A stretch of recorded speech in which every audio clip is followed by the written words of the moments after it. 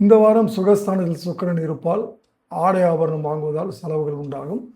தொழில் வியாபாரம் தொடர்பான செலவுகள் அதிகரிக்கும். எதிலும் ஒரு முறைக்கு மறுமுறை யோசித்து முடிவெடுப்பது மிகவும் நல்லது. உத்தியோகத்தில் இருப்பவர்கள் நிதானத்தை கடைபிடிப்பது நல்லது. வெளியூர் பயணம் செல்ல வேண்டியதாக இருக்கும். குடும்பத்தில் இருப்பவர்கள் உங்கள் யோசனையை கேட்டு நடந்து கொள்வது மனதிற்கு திருப்தியை அளிக்கும். கணவன் மனைவி அன்பு நீடிக்கும். பிள்ளைகளுக்கு தேவையான பொருட்களை வாங்கி மகிழ்வீர்கள். பூர்வீக சொத்துக்கள் கைக்கு வந்து சேரும். பெண்களுக்கு பொறுத்தவரை உங்களது ஆலோசனை கேட்டு சிலர் நடந்து காரியவற்றை அடைவார்கள். கலைத்துறையினருக்கு இருந்த போட்டிகளாகவும் அரசியல் துறையினருக்கு நீங்கள் செய்யும் காரியங்களுக்கு இருந்த தடை நீங்கும். மாணவர்களுக்கு வீண் அலைச்சலை குறைத்து கொண்டு கல்வியில் கவனம் செலுத்த வேண்டும். அஸ்வினி, இந்த வாரம் தைரியம் அதிகரிக்கும். ஜீரண கோளாறுகள் ஏற்படலாம். பணம் பல வழிகளிலும் செலவாகும்.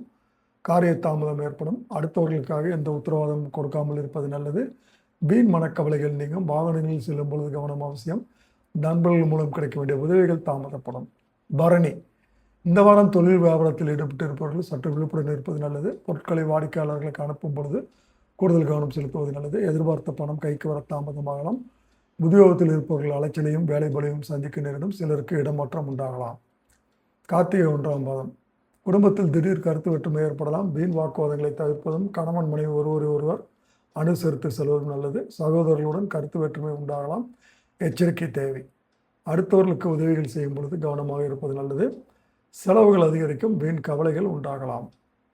பரிகாரம், மாரியம்மனை பூஜித்து வணங்கி வர எல்லா நன்மைகளும் உண்டாகும்.